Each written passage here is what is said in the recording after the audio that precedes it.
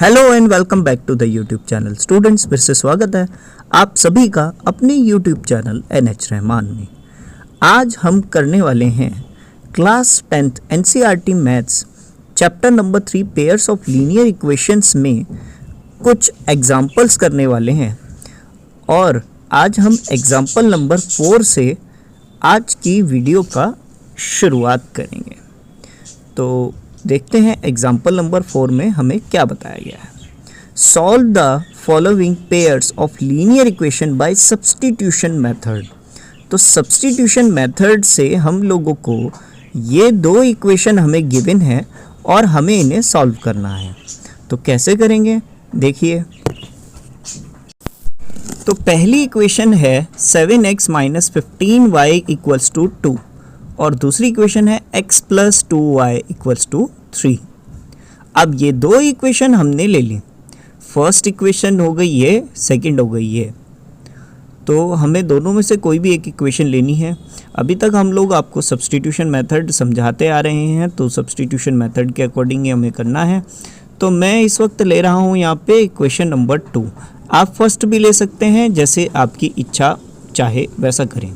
तो पहली इक्वेशन तो ऐसी छोड़ दी, सेकंड इक्वेशन हमने ले लिया है। सेकंड इक्वेशन थी x + 2y = 3। अब ये प्लस का 2y है, दूसरी ओर जाकर माइनस का 2y हो जाएगा।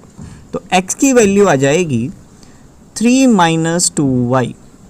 अब ये जो x की वैल्यू है 3 - 2y, इसको इक्वेशन 1 में हम लोगों को पुट आउट करना है। अब इक्वेशन 1 क्या थी? 7x - 15y। यहाँ जो x की वैल्यू है वहाँ पर हमें ये 3 - 2y वैल्यू को पुट आउट कर देना है। ये वैल्यू हमने यहाँ पे रख दी। जैसे ही रख दी, अब ये देखिए क्या बन चुका है। अब ये जो 7 है अंदर मल्टीप्लाई हो सकता है। 7 × 3 क्या होता है? 21 और 7 × 2 होता है 14। तो इस तरीके से आपकी ये इक्वेशन बन गई।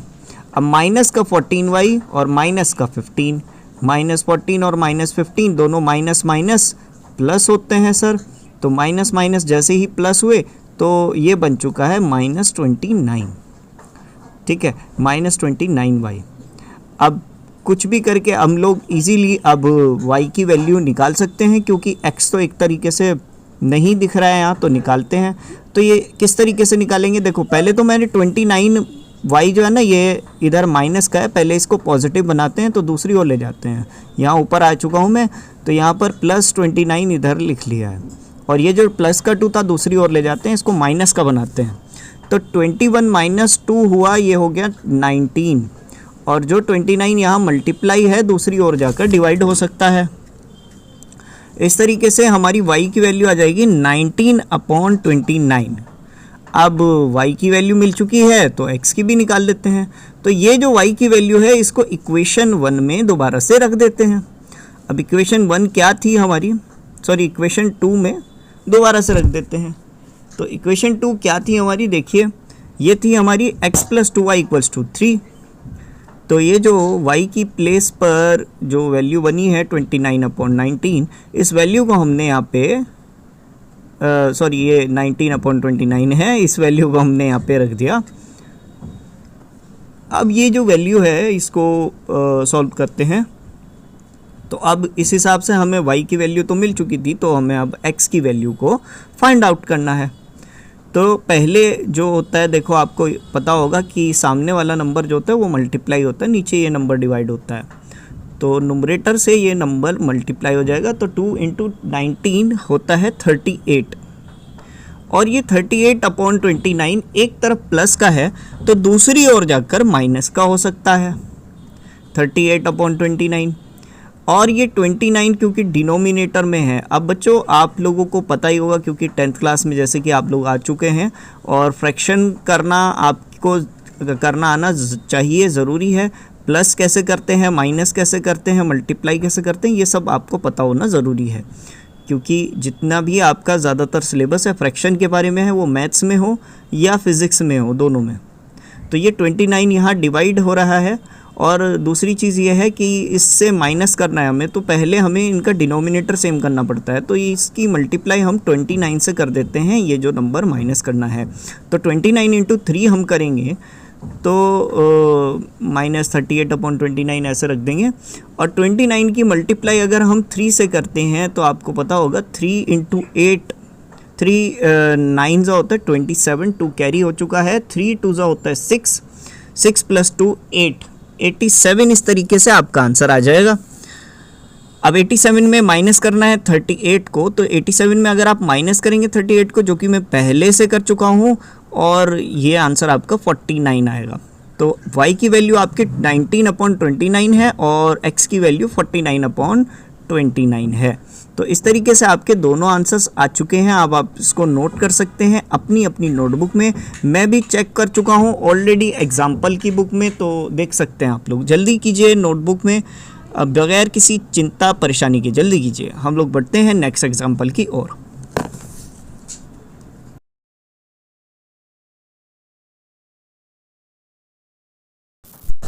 सो स्टूडेंट्स, अब हम लोग आ चुके हैं class 10th NCERT maths chapter number 3 pairs of linear equation में एग्जाम्पल नंबर 5 की ओर। क्या है एग्जाम्पल नंबर 5 देखते हैं। तो एग्जाम्पल नंबर 5 में हमें एक सिचुएशन दे रखी है। यहाँ पे बताया गया है सॉल्व द फॉलोइंग क्वेश्चन। ये जो क्वेश्चन दिया गया है इसको सॉल्व करना है। Aftab tales his daughter 7 years ago I was 7 times as old as you, then also 3 years from now I shall be 3 times as old as you will be।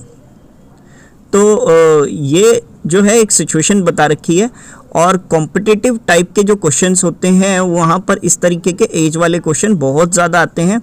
तो कभी भी आप मान लीजिए किसी तरीके का पेपर दे रहे हो, जैसे कि कोई भी कंपटीशन लेवल का पेपर हो गया मैथमेटिक्स से रिलेटेड, तो वहाँ पे आपको मैथमेटिक्स से या फिर आपकी जो IQ से रिलेटेड क्वेश्चंस होते हैं वहाँ पर इस तरीके के क्वेश्चन बहुत ज़्यादा आते हैं।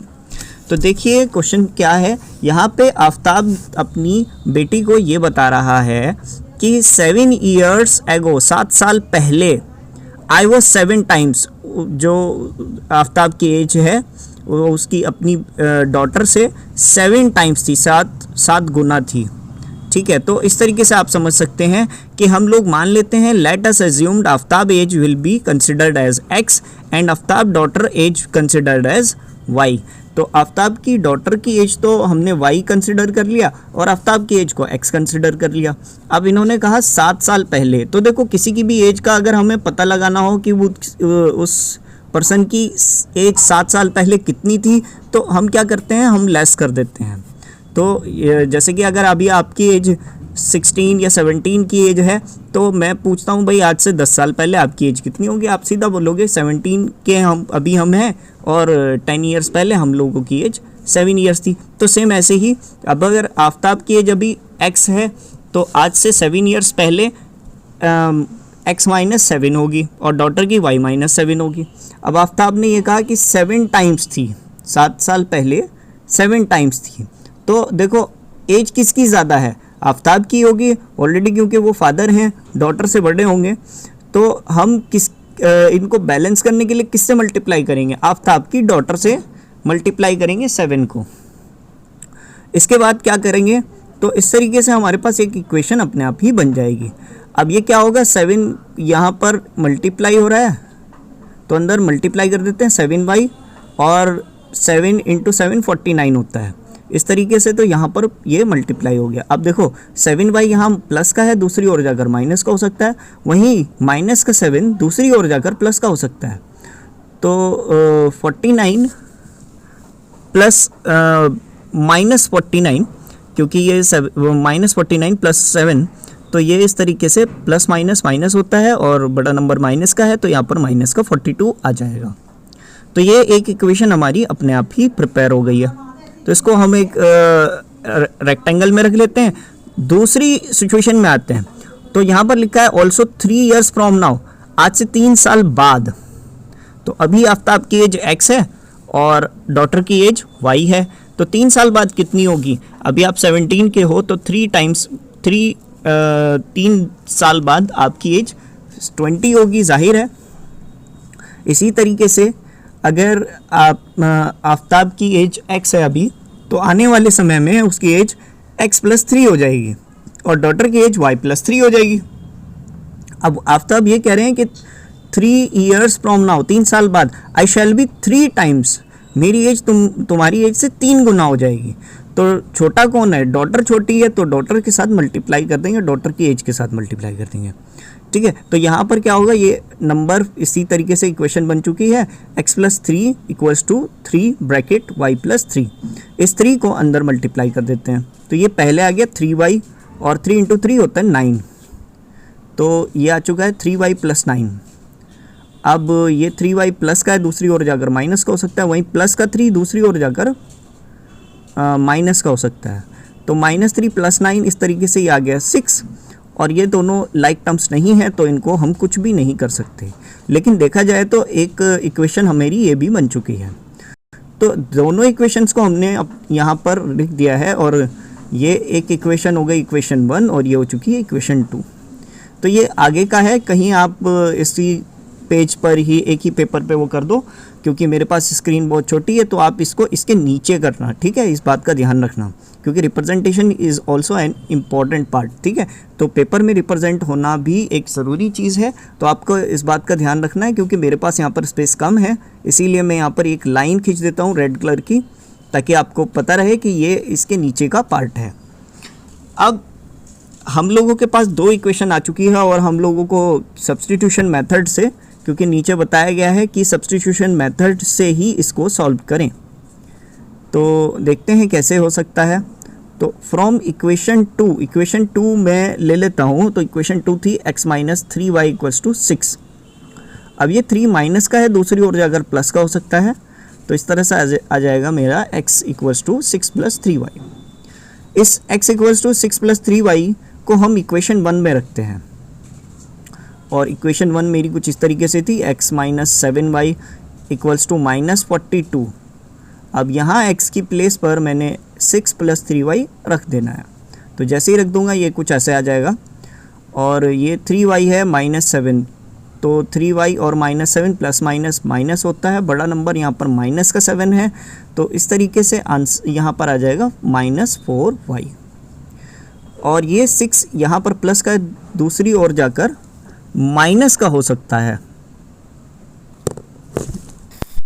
तो 42 से अगर -6 करेंगे, माइनस का 42 और माइनस का 6, अब माइनस माइनस क्या होते हैं बच्चों, प्लस होता है, लेकिन साइन तो माइनस का ही रहेगा ना, तो -42 और -6 तो -48 हो जाएगा, और माइनस से माइनस डिडक्ट होगा तो आ जाएगा 4y = 48। तो क्या 4 के टेबल में 48 आता है? हाँ बिल्कुल आता है, 4 × 12 करेंगे तो 48 आएगा, यानी y की वैल्यू बैठ गई है 12 आपकी। तो यहाँ तक अगर आप लोगों ने ध्यान दिया हो, तो आफ्ताब की जो डॉटर हैं उनकी एज का हमें पता चल चुका है, यानी उनकी करंट एज है 12 years।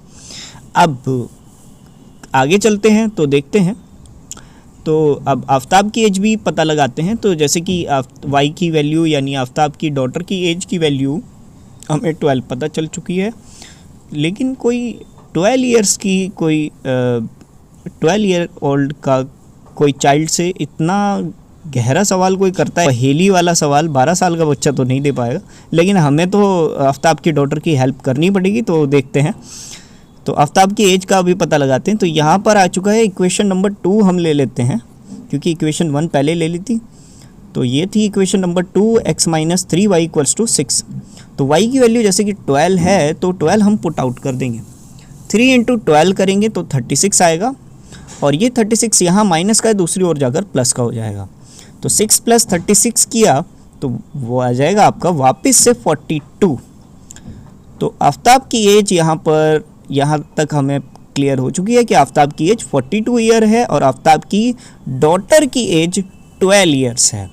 तो आई होप सो आप लोगों को क्लियर हो चुका होगा। अब आप इसको नोट कर सकते हैं अपनी अपनी नोटबुक में। एग्जाम्पल में हमने आंसर्स चेक कर चुके हैं, बिल्कुल सही आंसर आ रहे हैं, और मेरे ख्याल से आप लोगों को ये क्वेश्चन क्लियर हो चुका होगा।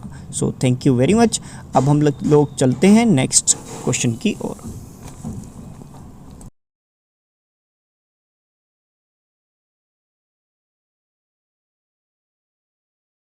ऐसे ही आपका एग्जाम्पल नंबर 6 है।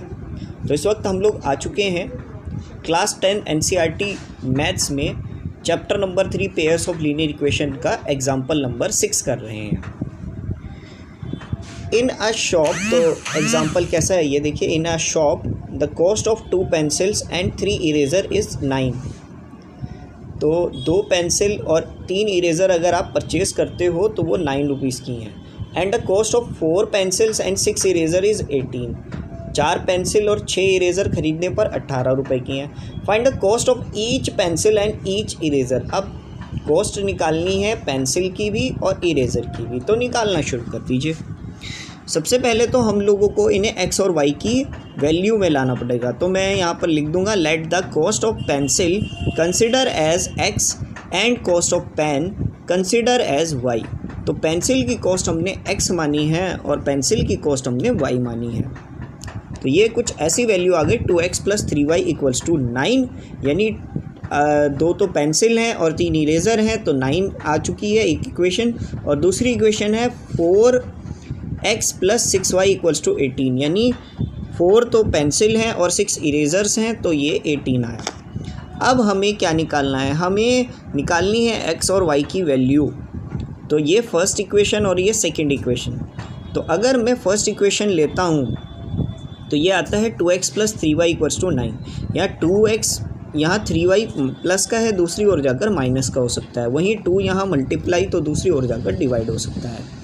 ऐसे में x की वैल्यू हमारी 9 - 3y/2 आ जाएगी। इसी x की वैल्यू को हम इक्वेशन नंबर 2 में रखते हैं।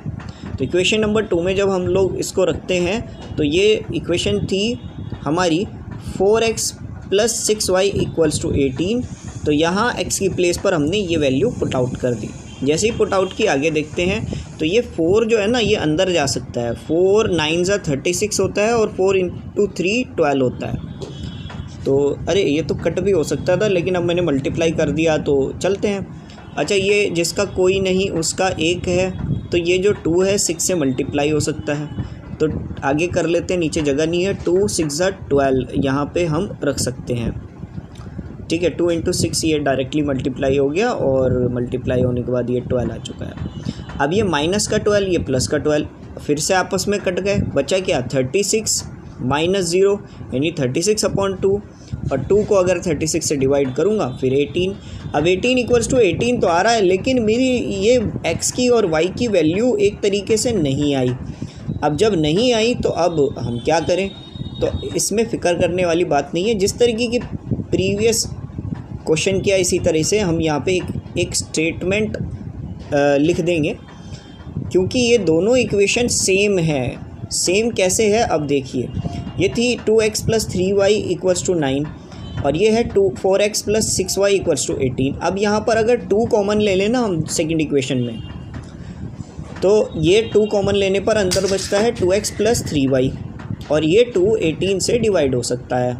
डिवाइड होने के बाद वही इक्वेशन दोबारा से हमारे पास रिवर्स होकर आ चुकी है, जो इक्वेशन नंबर 1 थी, क्योंकि थी 2x + 3y = 9। सेम वही इक्वेशन आ चुकी है। इसका मतलब ये है कि दोनों इक्वेशन हमारे पास सेम हैं और कुछ मल्टीप्लाई कर कर ऐसा कुछ हमें नई इक्वेशन बनाकर दिखा दिया। इसका मतलब हमारे साथ अन्याय हुआ है। तो हम लोग इसमें घबराने वाली बात नहीं है। हम लोग इसमें एक स्टेटमेंट डालेंगे। स्टेटमेंट ये है कि डालेंगे हम लोग कि this statement is true all the value of y, however we do not get specific value of y। तो ऐसा इसलिए हुआ क्योंकि हम लोगों को कोई y की स्पेसिफिक वैल्यू नहीं मिली और हमें x की भी कोई भी वैल्यू स्पेसिफिक नहीं मिली, कोई एक नंबर नहीं मिला। इसीलिए हम लोग ये कह सकते हैं कि this situation has arisen because both the equation are same, क्योंकि दोनों इक्वेशन सेम थी। तो इक्वेशन 1 और इक्वेशन 2 के अकॉर्डिंग हम लोग ये मान लेंगे कि एक्स वाई के इन्फिनाइट मैनी सॉल्यूशंस हैं। तो यहाँ तक अगर आपका ये क्वेश्चन क्लियर हो चुका होगा तो अब आप लोग इसको अपनी नोटबुक में नोट कर सकते हैं। बाकी के रहे क्वेश्चंस की बात तो वो आपके पास आते रहेंगे।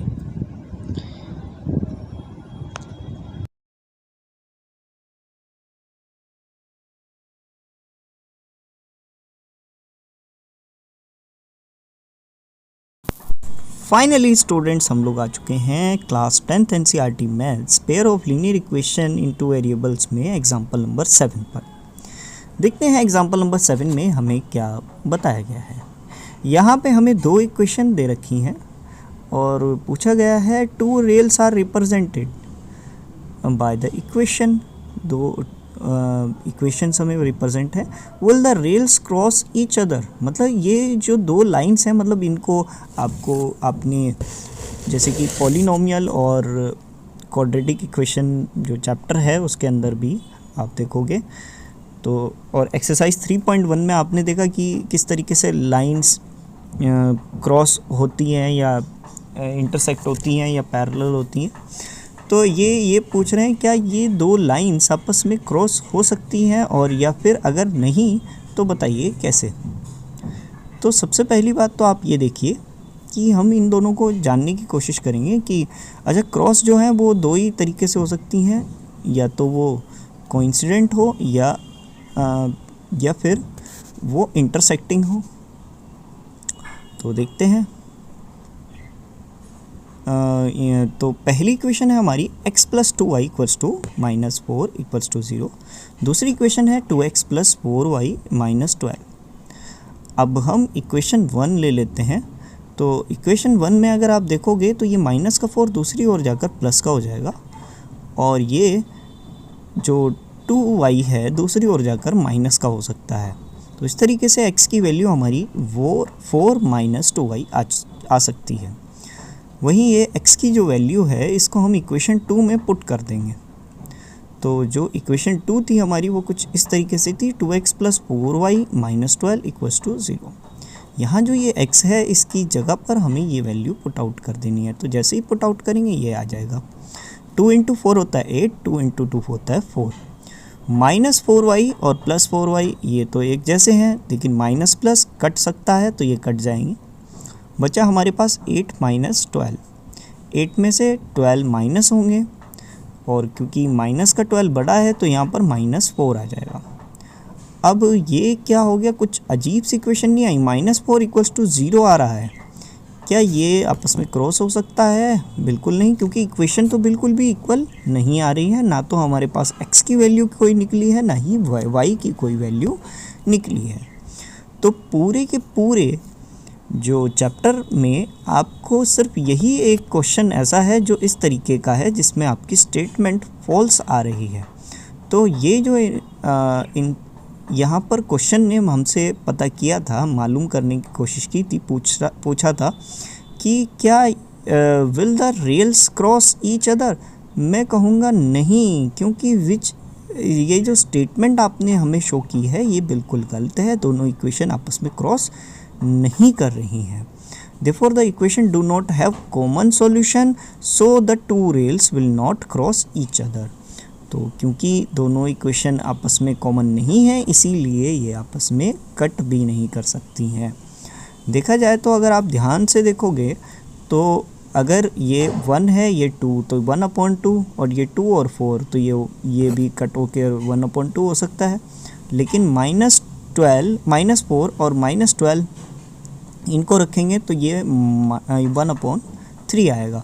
तो 1/2 equals to 1/2 not equals to 3/4, इस तरीके से हम लिख सकते हैं। अब आपको ये सिचुएशन नज़र आ रही होगी। A1/A2 इक्वल्स टू B1/B2 तो इक्वल आ रहे हैं, लेकिन नॉट इक्वल आ रहा है C1/C2। तो ये कौन सी सिचुएशन होती है? ये सिचुएशन थी पैरेलल लाइन की, और पैरेलल लाइन आपस में कभी क्रॉस नहीं होते हैं। तो ये हम कह सकते हैं कि ये जो हमारी रेल्स हैं ये आपस में क्रॉस नहीं हो सकती हैं।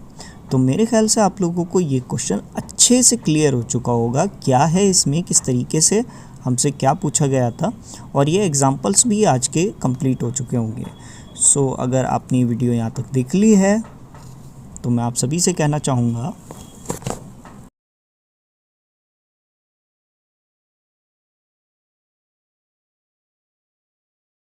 Thank you very much students, thanks for watching this video. Don't forget to like and subscribe this channel. हम लोग इस तरीके का कंटेंट बनाते रहते हैं और बनाते रहेंगे। और इस वक्त जैसे कि चैप्टर नंबर 3 हमारी इस वक्त यूट्यूब चैनल पर अभी कंटिन्यू रहेगा, और एक्सरसाइज 3.3 भी जल्दी ही हम लोग कंप्लीट करेंगे। तो यहाँ तक वीडियो देखने के लिए thank you very much, thanks for watching again, and don't forget to like and subscribe this channel. Thank you.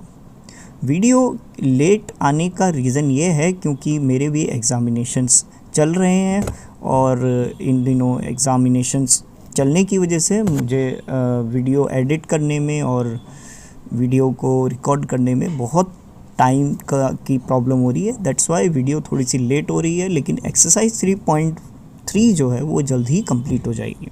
आप अपनी राय दे सकते हैं कमेंट बॉक्स में कि आप अगला जो चैप्टर है वो कौन सा देखना चाहेंगे, या फिर हमें इंस्टाग्राम पर भी फॉलो कर सकते हैं। तो थैंक यू वेरी मच।